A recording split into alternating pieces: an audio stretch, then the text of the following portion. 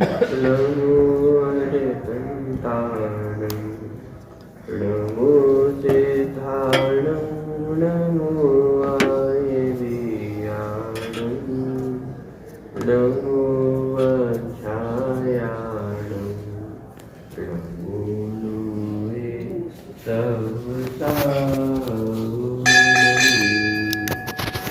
मंगलम भगवान वीरो मंगलम गौतमोगणी मंगलम कुंद कुंदात्यो जय धर्मोस्तु मंगलम सर्वमंगल मांगल्यम सर्वकल्याणिकारकम प्रधानम सर्वधर्माणां जैनं जयतु शास्त्रम् जीवमजीवहतपं जिनवर्मसेन जेन नितिष्ठं देविन्दविन्दवन्दं वन्दे तं सर्वदा शिरसा।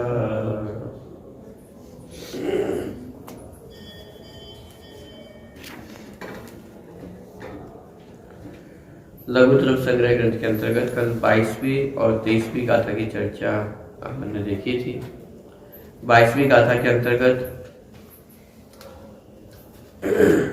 जो अभी तक का विषय पढ़ करके हम आए थे, तो उसको आधार लेते हुए ये कहा था कि यदि कर्मों का नाश करना चाहते हो तो इस प्रकार, अर्थात जो अपन अभी तक वस्तु स्वरूप को पढ़ करके आए हैं, तो उस वस्तु स्वरूप का अधिगम करके उस वस्तु स्वरूप को समझ करके क्या करना चाहिए कि स्वयं में स्थित होना चाहिए और स्वयं में स्थित होकर के राग द्वेष को छोड़ना चाहिए।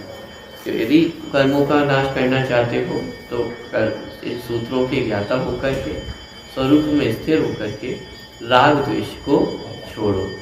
राग द्वेष को छोड़े बिना कर्मों का अभाव करना संभव नहीं है। तो इस प्रकार यहाँ पे स्वाध्याय की प्रेरणा एक प्रकार से और राग द्वेष को छोड़ने की प्रेरणा ये 22वें नंबर की गाथा में वहाँ पे आचार्य ने दी थी, क्योंकि राग द्वेष का छोड़ना स्वयं में स्थिर हुए बिना नहीं हो सकता है और स्वयं में स्थिर होना सूत्रों के अधिगम के बिना, माने वस्तु स्वरूप को समझे बिना स्वयं में स्थिर होना संभव नहीं है। क्योंकि स्वरूप में स्थिर तभी होगा जब वस्तु स्वरूप ख्याल में आएगा। जब एक द्रव्य दूसरे द्रव्य का कर्ता नहीं है, जब तक ये वस्तु स्वरूप ख्याल में नहीं आएगा, प्रत्येक वस्तु पूर्णतः स्वतंत्र है, स्वाधीन है, कोई किसी का कर्ता धर्ता नहीं है, मेरे सुख दुख के कारण पर द्रव्य नहीं। तब तक जब तक ऐसी वस्तु स्थिति ख्याल में नहीं आएगी, तब तक व्यक्ति का उपयोग बाहर में ही भ्रमाने वाला है। क्योंकि जैसे छैडाला की अपन पंक्तियां पढ़ते हैं, जे त्रिभुवन में जीव अनंत सुख चाहे दुख ते में। प्रत्येक व्यक्ति सुख को चाहता है, प्रत्येक प्राणी सुख को चाहता है और सुख को प्राप्त करने के उपाय करता है। प्रत्येक व्यक्ति का उपाय, ऐसा कोई भी व्यक्ति नहीं कि दुखी होने का कोई उपाय करता हो। हाँ, उपाय जो करता है वो दुखी होने के हो सकते हैं, लेकिन वो उपाय भी करता तो सुखी होने के लिए ही है। कसाई व्यक्ति भी सुखी हो पाता है। तीव्र से तीव्र कसाई व्यक्ति भी हो, चाहे त्रिंच गति का व्यक्ति हो, चाहे नारकी भी क्यों ना हो, नारकी भी जितनी मारकाट कर रहे हैं, जितना वो कुछ कर रहे हैं, वो भी चाह तो सुख को ही रहे हैं। उपाय भले ही दुख के हो, लेकिन इस तीन भुवन में, माने इस तीनों लोकों में प्रत्येक प्राणी सुख को ही चाहता है और सुख को ही प्राप्त करने के उपाय करता है। अब में जो दुख होते हैं वो जीव जानता तो होगा कि ये दुख है क्या है। हाँ, क्यों नहीं, दुख का अनुभव तो हो रहा है। जैसे हम और आप हैं, तो हमें भी दुख का अनुभव होता है या नहीं होता है। जैसे किसी को मार काट रहा है तो वो मार काटते समय भी उसको ये तो अनुभव नहीं है कि मैं पाप कर रहा हूँ।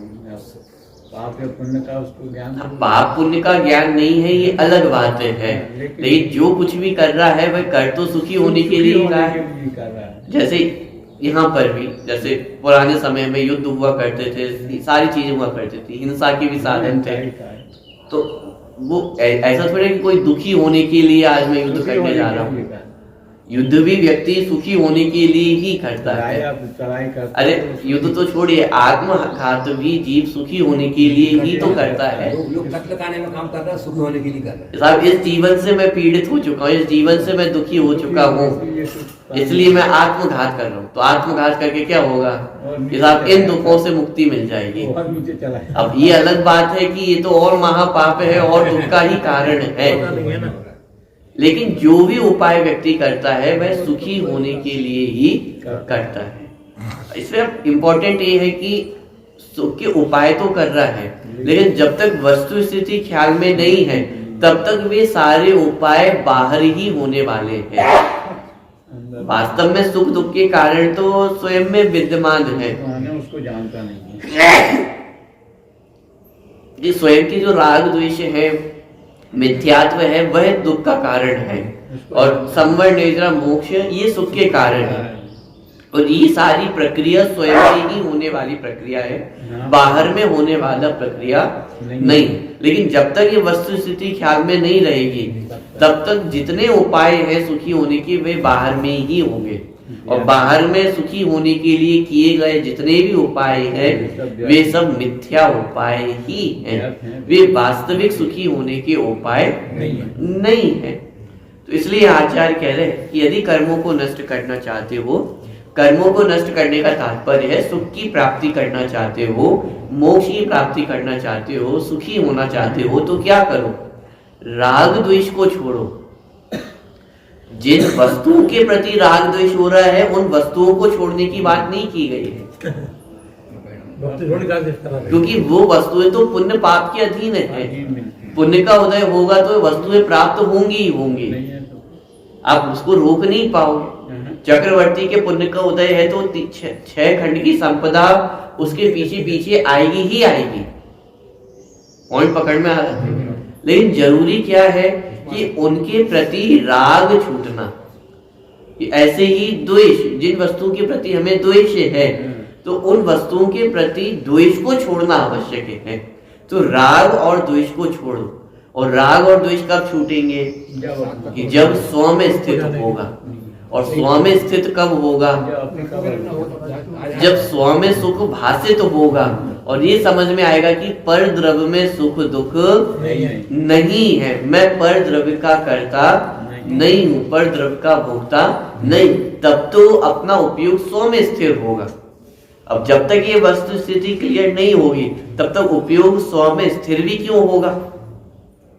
यदि सुख मुझे पर में ही भासित हो रहा है, भोजन करके मैं सुखी हो जाऊंगा, लंबी आयु से मैं सुखी होऊंगा, यौवन अवस्था से मैं सुखी होऊंगा, जब तक इन चीजों में यदि सुख लगेगा तो उपयोग स्व में स्थिर नहीं हो।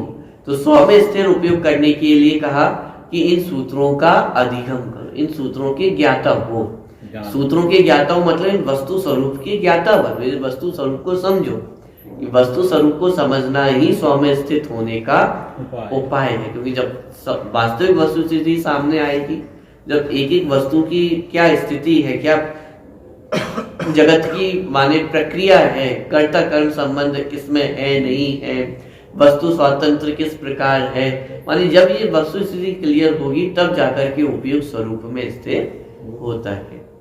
तो इस प्रकार की पूरी प्रक्रिया जो जिस तरह अपन ये समझ सकते हैं, जो तीसरा अधिकार था वृद्धव संग्रह ग्रंथ का, तो उसमें विस्तार में पूरी प्रक्रिया हमारे सामने आई थी। सम्यक दर्शन ज्ञान चारित्र की एक एक का स्वरूप उसमें स्पष्ट किया गया था, और अंत में चल करके ध्यान की जो प्रक्रिया थी वो पूरी वहां पे स्पष्ट विस्तार में की गई थी। उसी को बहुत संक्षिप्त में लेते हुए संपूर्ण मोक्ष मार्ग को 2 गाथाओं में स्पष्ट कर दिया। क्योंकि यदि कर्मों को नष्ट करना चाहते हो, कर्मों को नष्ट करना चाहते हो मतलब मोक्ष मार्ग में आना चाहते हो अथवा मोक्ष की प्राप्ति करना चाहते हो, तो उसका उपाय इस एक गाथा में पूरा स्पष्ट कर दिया है कि सूत्रों के ज्ञाता हो, सूत्रों के ज्ञाता होकर के स्वरूप में स्थित हो। तो जितनी ध्यान की चर्चा है वो इस एक शब्द में आ गई है, स्वरूप स्थिरता। ये ध्यान है, और स्वरूप स्थिरता होगी तो क्या होगा? राग द्वेष का अभाव होगा, और राग द्वेष का अभाव होगा तो मोक्ष की प्राप्ति हो जाएगी।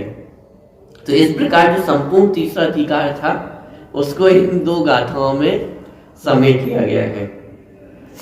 23वीं गाथा में और उस विषय को स्पष्ट किया कि राग द्वेष को छोड़ना है तो कैसे होगा, कि जो मन की प्रवृत्ति है उसको रोक करके, कि जब तक मन की प्रवृत्ति चलती रहेगी, बाह्य विषयों में उलझती रहेगी, तब तक राग द्वेष भी चलते रहेंगे। तो राग द्वेष को रोकना है तो 2 प्रकार से इसका कथन किया। स्वरूप में स्थिरता होना ये अस्थि परक कथन है, और मन को रोकना ये नास्ति परक कथन हो गया। 22वीं गाथा में अस्थि से कथन किया कि स्वरूप में स्थिर होंगे तो राग द्वेष का अभाव होगा। 22वीं गाथा में उसी को नास्ति परक कथन किया कि मन को रोकना होगा, मन को रोकेंगे तो जाकर के राग द्वेष का अभाव होगा। तो विषयों में प्रवृत्ति हुए मन को रोककर अपने आत्मा का आत्मा द्वारा ध्यान करता है, वह वास्तव में सुख प्राप्त करता है। तो यहाँ पे 23वीं गाथा में तो मूल ध्यान शब्द का ही प्रयोग किया, और जिसका विस्तार पूरे 3रे अधिकार में अंतिम की जो गाथाएं थी उसमें ध्यान की चर्चा विस्तार से ली गई थी। तो माने जो बृहद्रव्य संग्रह का विस्तार किया गया है उसके एक एक बीज जो है वो आपको इस लघु द्रव्य संग्रह में पढ़ने को मिलेंगे।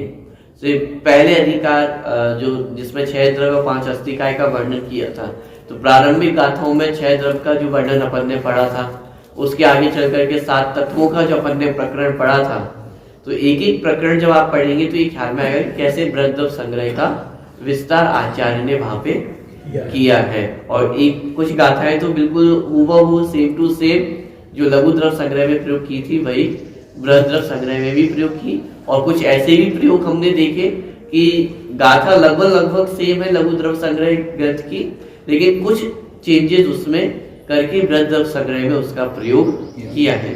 तो इसका मतलब लघु द्रव्य संग्रह लिखने के पश्चात जब बृहद्रव्य संग्रह की रचना आचार्य ने की तो उनके ख्याल में विषय तो क्लियर था ही था, किन बिंदुओं का विस्तार करना है ये भी उनमें उनके मन में व्यवस्थित था, और लघु द्रव्य संग्रह में जो उन्हें कमी लगी, माने कोई गाथा के निर्माण में अथवा विषय में उन्हें लगा कि इसमें थोड़ी सी कमी है, तो उस गाथा में उन्होंने सुधार भी किया। तो माने एक और परिष्कृत रूप लघु द्रव्य संग्रह का वह बृहद्रव्य संग्रह में हमें प्राप्त होता है। तो इस प्रकार 22वीं और 23वीं गाथा में मोक्ष मार्ग को प्रशस्त करते हुए मोक्ष मार्ग किस प्रकार प्राप्त किया जा सकता है उसका वर्णन ये 22वीं और 23वीं गाथा में किया गया है। 24वीं गाथा में मोक्ष मार्ग में चलने वाले जो साधु हैं उनको यहाँ पे नमस्कार किया जा रहा है, और वे साधु कैसे हैं इस बात को भी यहाँ पे स्पष्ट किया जाएगा। 24वीं नंबर की गाथा है, गाथा का पाठ एक बार करते हैं। प्रश्न क्रमांक 276। सम्मम जीवा दिया रक्षा सम्मम मुक्तिदा जेहिम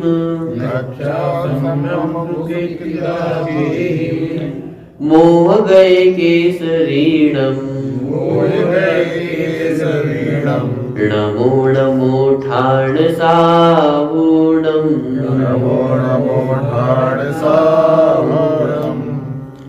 सम्मम जीवादि यानी जीवादि जो 7 तत्व हैं अथवा जीवादिक जो 6 द्रव्य हैं, पंचास्तिकाय है और 9 पदार्थ, तो जीवादि कह करके उन समग्र वस्तुओं को यहाँ पे ले लिया गया है।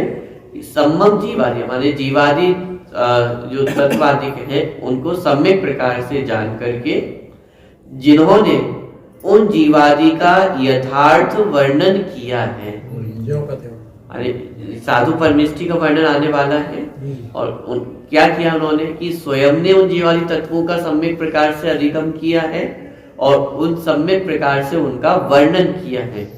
तो जीवादि को सम्यक प्रकार से जानकर जिन्होंने उन जीवादि का यथार्थ वर्णन किया है और जो मोह रूपी गज के हाथी के लिए केसरी अर्थात सिंह के समान है, शेर है उसे जंगल का राजा कहा जाता है, सबसे बलवान कहा जाता है, तो ऐसे ही मोह रूपी गज यानी मोह रूपी हाथी के लिए जो सिंह के समान है, केसरी के समान है, ऐसे उन साधुओं को हमारा नमस्कार हो, नमस्कार हो। अरे 2 बार नमो नमो माने 2 बार नमस्कार शब्द का प्रयोग किया जा रहा है कि ऐसे साधु परमेष्ठियों को हमारा नमस्कार हो, नमस्कार हो। कि वे साधु परमेष्ठी कैसे हैं कि जिन्होंने जीवादि पदार्थों का स्वयं ने यथार्थ निर्णय किया है और स्वयं ने यथार्थ निर्णय करके हम जीवों को भी उसका यथार्थ वर्णन किया है।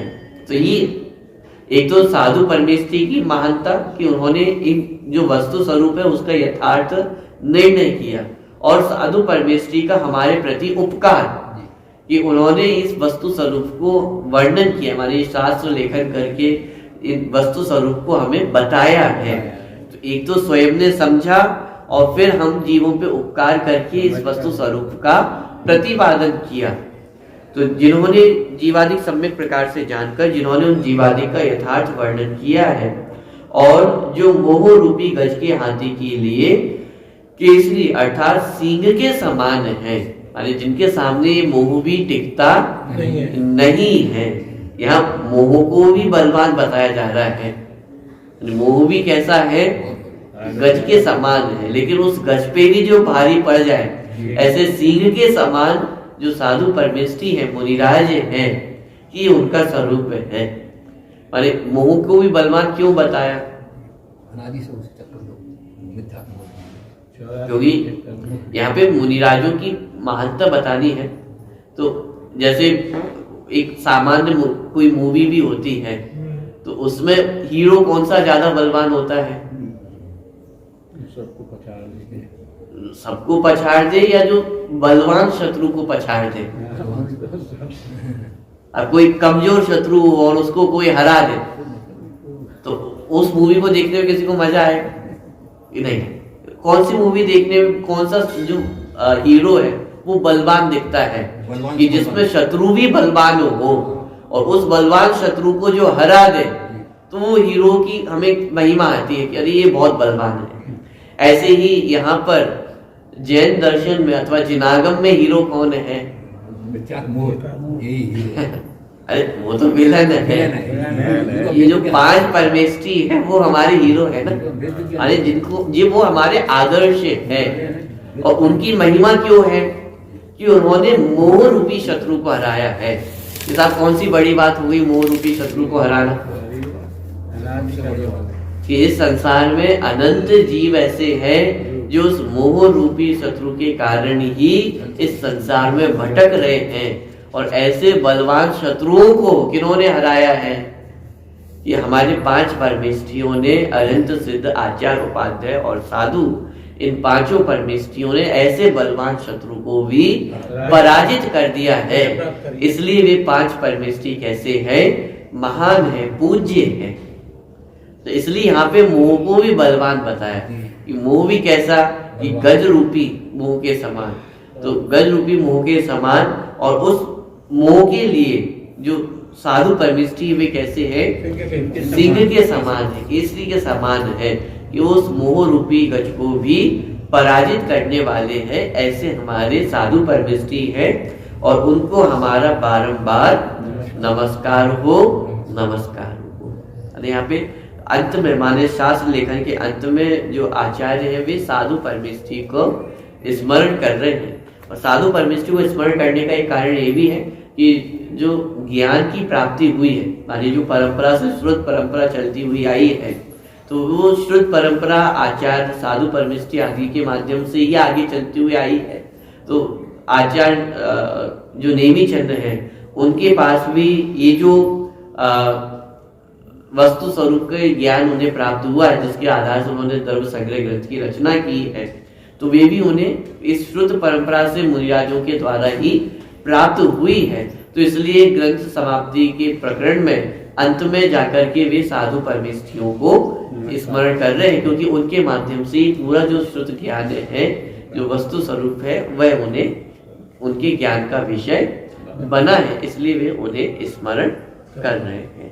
ठीक, तो जीवादि को सम्यक प्रकार से जानकर जिन्होंने उन जीवादि का यथार्थ वर्णन किया है, जो मोह रूपी गज के हाथी के लिए केसरी अर्थात सिंह के समान है।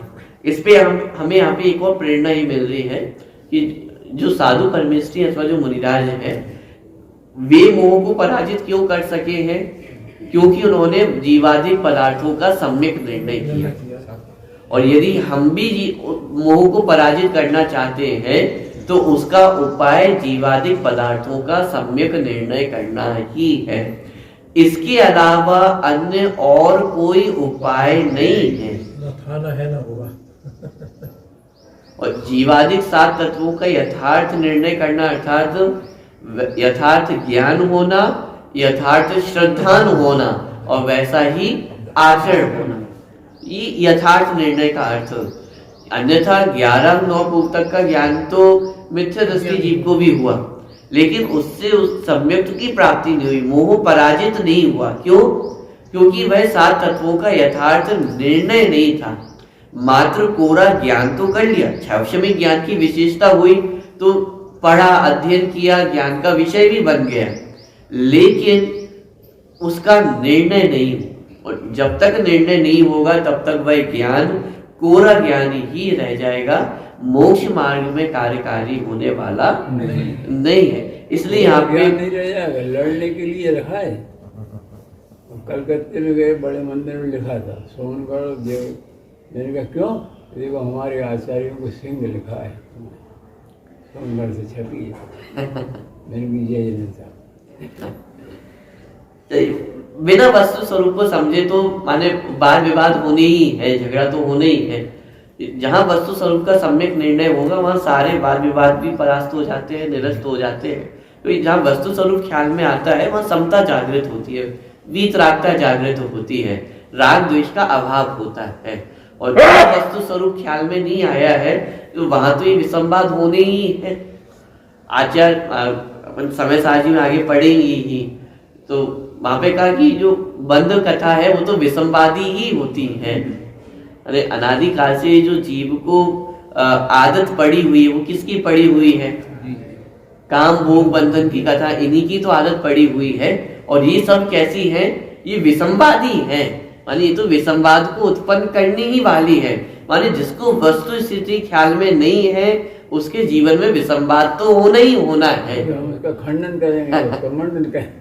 लेकिन जिसको ये वस्तु स्थिति ख्याल में आती है, वस्तु स्वरूप ख्याल में आता है, एक ज्ञायक भाव समझ में आता है, जीवादिक पदार्थ समझ में आते हैं, तो वहां पर जाकर के विसंवाद का अभाव होता है, उत्पन्न नहीं होता विसंवाद। और जहाँ पे बंधन की कथाएं हैं, काम भोग बंधन की कथाएं हैं, जब तक इनमें जीव रचा पचा रहेगा तो विसंवाद तो खड़े होंगे ही होंगे, क्योंकि ये सारी चीजें वस्तु स्वरूप से विपरीत है। और जब जब वस्तु स्वरूप से विपरीत है तो समय समय पर टकराव तो होगा ही होगा, टकराव होगा तो विसंवाद होना लाजमी ही है। चलिए, तो इस प्रकार जीवादि को सम्यक प्रकार से जानकर जिन्होंने उन जीवादि का यथार्थ वर्णन किया है, जो मोह रूपी गज के हाथी केसरी अर्थात सिंह के समान है, उन साधुओं को हमारा नमस्कार हो, नमस्कार हो। गाथा का पाठ एक बार पुनः करते हैं, 24वीं गाथा। सम्मम जीवादिया ऋणच्चा सम्मम सुकीर्तिदा जेहिं मोह गए केसरीणम नमो नमो ठाण साहूणम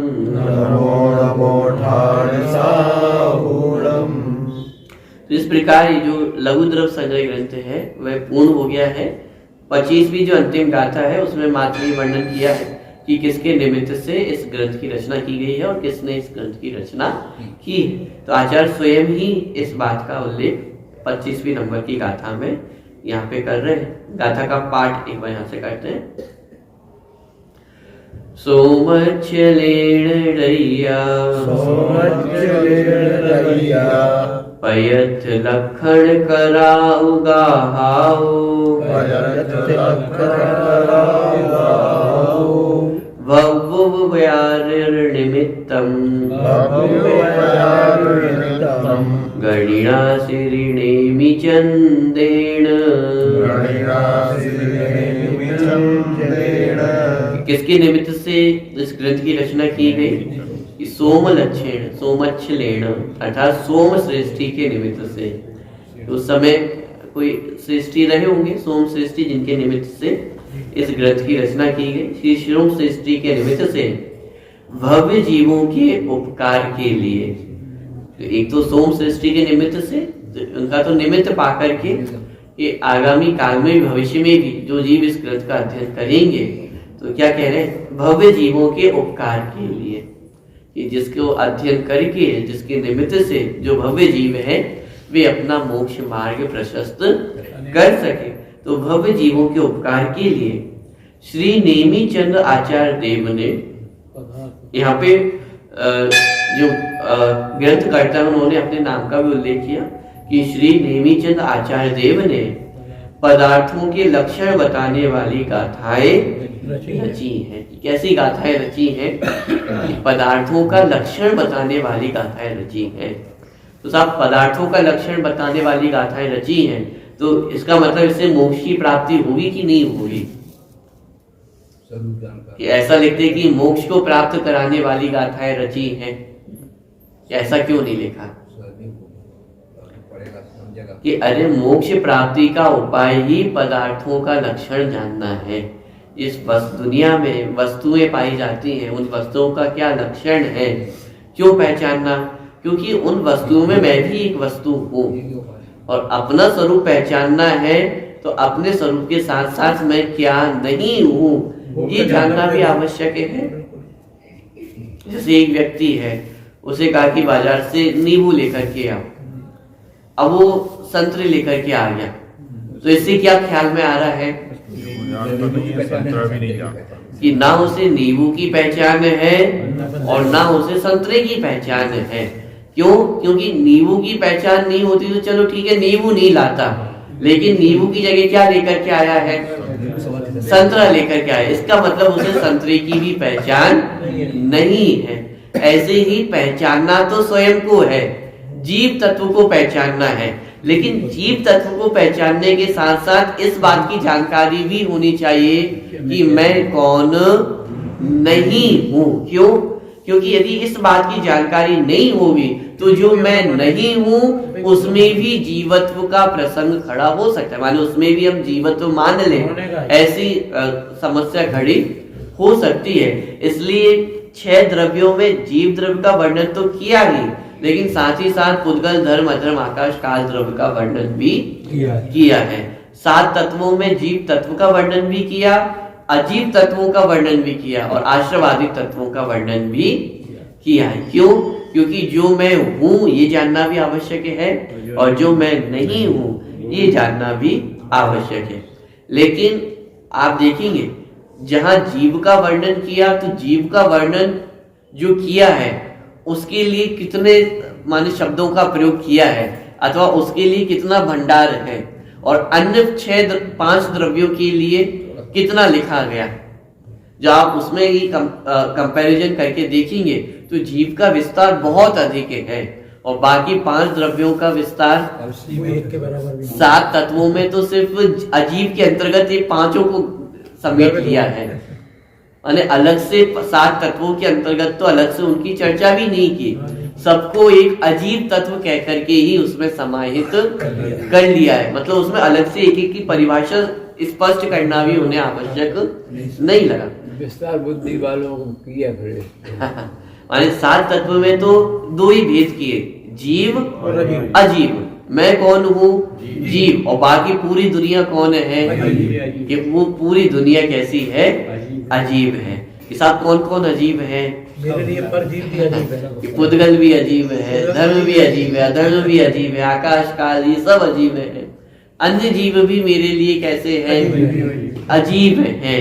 साहब इनका वर्णन क्यों नहीं किया कि इतना ही प्रयोजनवान है कि मैं जीव हूँ और वे सभी अजीब हैं। यदि इतना भी समझ लिया तो इतना ही हमारे लिए प्रयोजनवान है, कार्यकारी है।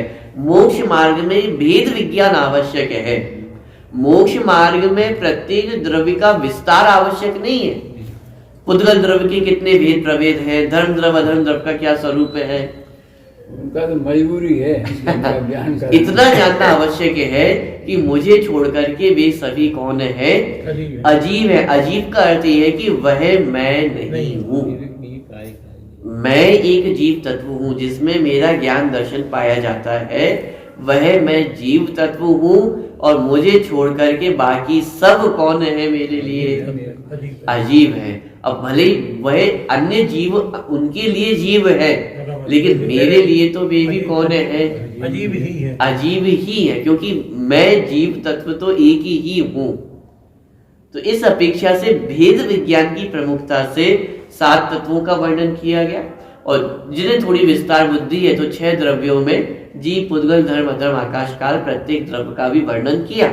लेकिन आप जब वर्णन देखेंगे तो जीव में तो बताया अनंत गुण, और उन अनंत गुणों को कहना तो संभव नहीं है, लेकिन फिर भी जितना संभव हो सका आचार्यों ने जीव द्रव्य को स्पष्ट करने का प्रयास किया है।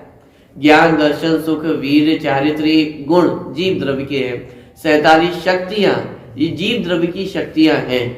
इसके अलावा सिद्ध परमेष्ठी के 8 गुण, तो ये भी जीव के ही तो गुण हैं। तो इन सबका वर्णन जीव द्रव्य का किया। लेकिन जब पुद्गल, धर्म आदि का वर्णन पढ़ने जाते हैं तो कितने गुण पढ़ने को मिलते हैं उनके? पुद्गल द्रव्य के स्पर्श, रस, गंध, वर्ण, और बाकी के जो धर्म, अधर्म आदि के हैं उसका तो सिर्फ एक एक गुण, और एक एक गुण के आधार से ही उनके पूरे संपूर्ण स्वरूप को स्पष्ट किया गया है। इसलिए अन्य द्रव्यों के संबंध में कभी कभी प्रश्न भी खड़ा होता है कि इनका और स्वरूप विस्तार में कहां से पढ़ने को मिले, लेकिन आचार्यों ने वो विस्तार करना आवश्यक ही नहीं समझा, क्योंकि मुख्य प्रयोजन है मोक्ष मार्ग को प्राप्त करना, और मोक्ष मार्ग को प्राप्त करने के लिए जितना प्रयोजनवान था उतना वर्णन आचार्यों ने अपने शास्त्रों में कर दिया कि ये 6 द्रव्य हैं, जीव, पुद्गल, धर्म, अधर्म, आकाश, काल। इन सब परस्पर निमित्त नैमित्तिक संबंध बनते हैं, जिसके आधार से वस्तु, ये जो दुनिया है अथवा विश्व है उसकी व्यवस्था चलती है। और इस विश्व व्यवस्था में से भेद विज्ञान करते हुए मैं एक जीव तत्व हूँ और मुझे सुख की प्राप्ति करनी है, तो ये भेद विज्ञान कराया। ठीक है। तो इस प्रकार श्री सोम सृष्टि के निमित्त से भव जीवों के उपकार के लिए श्री नेमीचंद आचार्य देव ने पदार्थों के लक्षण बताने वाली गाथाएं रची हैं। बात अपनी यहां से प्रारंभ हुई थी कि पदार्थों के लक्षण बताने वाली, कि पदार्थों का लक्षण क्यों बताया है? क्योंकि पदार्थों का लक्षण जान करके ही जीव मोक्ष मार्ग में आगे बढ़ सकता है। पदार्थों का लक्षण पता होगा तभी वस्तुस्थिति क्लियर होगी, तभी उनका सम्यक निर्णय होगा, सम्यक ज्ञान होगा और सम्यक चारित्र होगा। इसलिए पदार्थों का लक्षण बताया कि पदार्थ कैसे है। जीव का लक्षण बताया, पुद्गल का लक्षण बताया। अब लक्षण से क्या किया जाता है? लक्ष्य की पहचान की जाती है। तो जीव का लक्षण बता दिया, पुद्गल का लक्षण बता दिया, धर्म, अधर्म आदि सबका लक्षण बता दिया। अब आप पहचान करो कि मुझ में कौन से लक्षण पाए जाते हैं। स्पर्श, रस, गंध, वर्ण पाया जाता है, गति हेतु तो पाया जाता है, स्थिति हेतु तो पाया जाता है, या ज्ञान दर्शन पाए जाते हैं। तो लक्षण से पहचान की कि मुझ में ज्ञान दर्शन पाया जाता है, इसलिए मैं कौन हूँ? जीव पदार्थ हूँ। मुझ में स्पर्श, रस, गंध, वर्ण नहीं पाया जाता है, इसलिए मैं पुद्गल नहीं हूँ। ये भेद विज्ञान किया। ये भेद विज्ञान कैसे संभव हुआ? क्योंकि पदार्थों के लक्षण हमने पहचाने, और पदार्थों के लक्षण पहचाने तो भेद विज्ञान हुआ। भेद विज्ञान होगा तो यही सम्यक दर्शन का कारण है। तो इस प्रकार पदार्थों के लक्षण बताने वाली गाथाएं श्री नेमीचंद आचार्य द्वारा भव्य जीवों के उपकार के लिए और सोम सृष्टि के निमित्त से रची गई है। इस प्रकार 25 गाथाओं में अति संक्षेप में इस लघु द्रव्य संग्रह ग्रंथ की रचना आचार्य नेमीचंद द्वारा की गई है। और इस प्रकार आज भी अपना ग्रंथ है वह संपूर्ण हुआ है। बृहद द्रव्य संग्रह ग्रंथ की भी चर्चा अपनी पूर्ण हो गई थी, और लघु द्रव्य संग्रह ग्रंथ की भी चर्चा अपनी आज पूर्ण हुई है। लघु द्रव्य संग्रह ग्रंथ में भी वस्तु स्वरूप को स्पष्ट करते हुए मोक्ष मार्ग किस तरह जीव अपना प्रशस्त कर सकता है, इसी बात को स्पष्ट किया, और इसी का विस्तार बृहद द्रव्य संग्रह में आचार्य ने किया था। और दोनों ही जगह अपन ने इस बात को समझा कि वस्तु स्वरूप को समझना आवश्यक है। 6 द्रव्य, 5 पंचास्तिकाएं, 7 तत्व और 9 पदार्थ, ये पूरी सामग्री दे दी है। माने मोक्ष मार्ग की, सम्यक दर्शन की जो सामग्री है वो पूरी आपको यहाँ पे पढ़ने को मिल जाती है एक साथ एक जगह पर। दूसरा, जितनी परिभाषाएं हैं वो सारी परिभाषाएं आपको द्रव्य संग्रह ग्रंथ में पढ़ने को मिलती है। यानी मूल रूप से जो बृहद द्रव्य संग्रह ग्रंथ है वहां पे तो टीका का भी आधार है, और लघु द्रव्य संग्रह ग्रंथ में भी जो सामान्य सभी द्रव्यों की तत्वों की परिभाषाएं हैं, लक्षण है, वो हमें एक जगह पढ़ने को बहुत व्यवस्थित रूप से मिलते हैं। तो ये इस ग्रंथ की विशेषता है, क्योंकि अन्य ग्रंथों में आप पढ़ने जाएंगे, बालबोध आदि की बात नहीं कर रहा हूँ क्योंकि ये तो ग्रंथों, उनकी रचना तो इन ग्रंथों के आधार से ही की गई है, उनको हटा दिया जाए तो जो विशेष हमारे ग्रंथ हैं, जो मूल ग्रंथ है, उनमें आपको इतने स्पष्ट रूप से परिभाषाएं पढ़ने को एक जगह पर और इतने व्यवस्थित क्रम से पढ़ने को आपको नहीं मिलेगी। समय सारणी भी आती है तो वहां पर आपको डायरेक्ट भेद विज्ञान ही प्रारंभ हुआ है। वहां तो जीव का पुद्गल के साथ कर्ता कर्म संबंध है या नहीं है, पुण्य पाप में समानता अथवा आश्रम बंध आदि है, तो उनकी चर्चा तो है, लेकिन उनकी चर्चा भेद विज्ञान परक है। उनकी परिभाषा बताते हुए व्यवस्थित ऐसी चर्चा पढ़ना वो बहुत दुर्लभ है, जो हमें यहाँ पे पढ़ने को मिलती है। तो एक बहुत बड़ा कार्य आचार्य नेमिचंद द्वारा भी हुआ है। और बृहद द्रव्य संग्रह ग्रंथ में जो टीका का कार्य हुआ है ब्रह्मदेव सूरी द्वारा, वो भी बहुत अद्भुत कार्य है, क्योंकि ऐसी टीका भी पढ़ना बहुत दुर्लभ है, जब बिल्कुल व्यवस्थित रूप से निश्चय व्यवहार शैली का प्रयोग करते हुए एकदम व्यवस्थित रूप से व्यवहार से वस्तु स्वरूप ऐसा है और निश्चय से वस्तु स्वरूप ऐसा है, और साथ ही साथ प्रयोग विधि, यानी ब्रह्मदेव सूरी की जो विशेषता रही है कि आत्म स्वरूप को अग्र रखते हुए किसी वस्तु का वर्णन करना, ये जो प्रयोग विधि है वो भी आपको अन्यत्र पढ़ना बड़ा दुर्लभ है।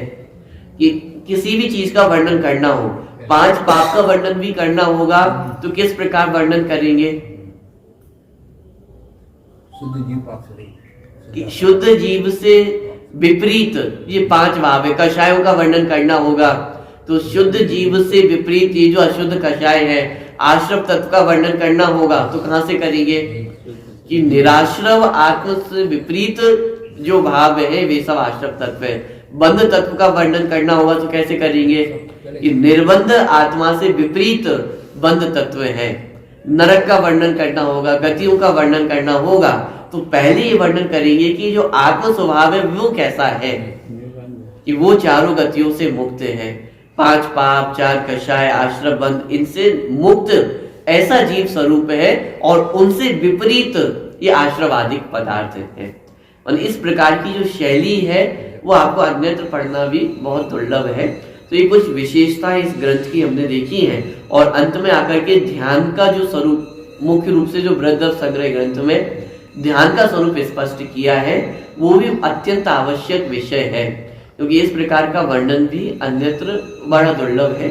और ये कुछ विशेषताएं जो बृहद द्रव्य संग्रह और लघु द्रव्य संग्रह ग्रंथ की रही है। एक तो प्रत्येक पदार्थ की परिभाषाएं, उनके लक्षण, निश्चय व्यवहार शैली का प्रयोग, और उस प्रयोग में आत्म तत्व को अग्र रखना, आत्म तत्व को अग्र रखते हुए किसी वस्तु की परिभाषा बनाना वो किस प्रकार होता है, वह भी यहाँ हमें सीखने को मिलता है। और इस वस्तु स्वरूप को समझ करके किस प्रकार हम अपना मोक्ष मार्ग प्रशस्त कर सकते हैं, यह बात भी हमें अत्यंत विशद रूप से इसमें स्पष्ट होती है। तो हम सभी ने इस लघु द्रव्य संग्रह ग्रंथ का और बृहद द्रव्य संग्रह ग्रंथ का अध्ययन किया है, और इस अध्ययन को करके हम सभी भी शीघ्र ही मोक्ष लक्ष्मी को प्राप्त करें, इसी मंगल कामना से इस ग्रंथ को समापन अथवा इस ग्रंथ की संपूर्णता आज अपनी होती है।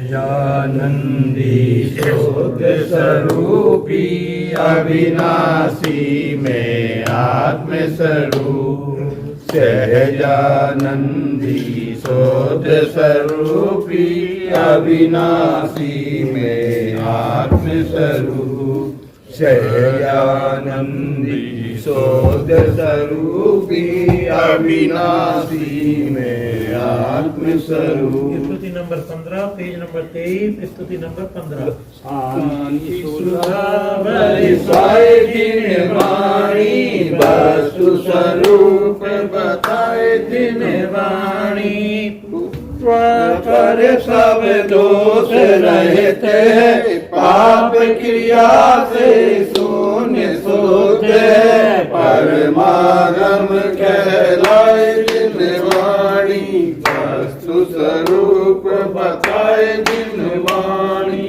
परमा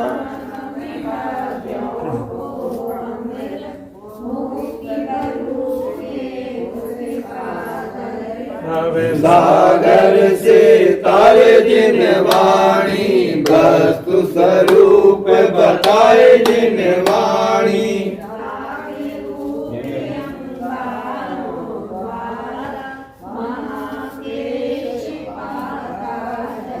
कदल मेघ बरसाए जिन वाणी वस्तु स्वरूप बताए जिन वाणी